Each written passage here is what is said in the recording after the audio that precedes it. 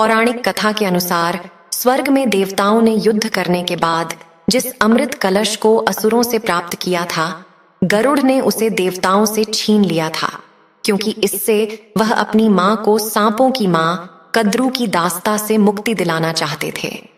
कद्रू ने यह प्रस्ताव रखा कि यदि तुम मेरे पुत्रों के लिए अमृत ला दोगे तो तुम्हारी मां दासत्व से मुक्त हो जाएगी। इसके लिए गरुड़ स्वर्ग पहुंचे और देवताओं की सुरक्षा व्यवस्था को भंग करके अमृत लेकर उड़ गए।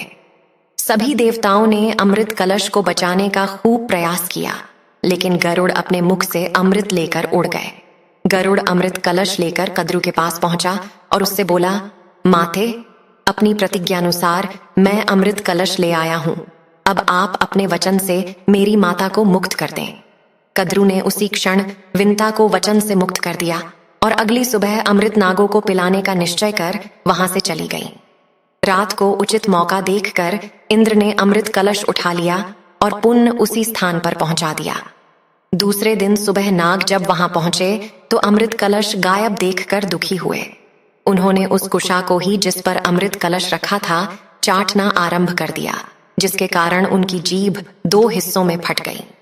गरुड़ की मातृ भक्ति से प्रसन्न होकर भगवान विष्णु गरुड़ के सम्मुख प्रकट हो गए और बोले, मैं तुम्हारी मातृ भक्ति देखकर बहुत प्रसन्न हूं पक्षीराज।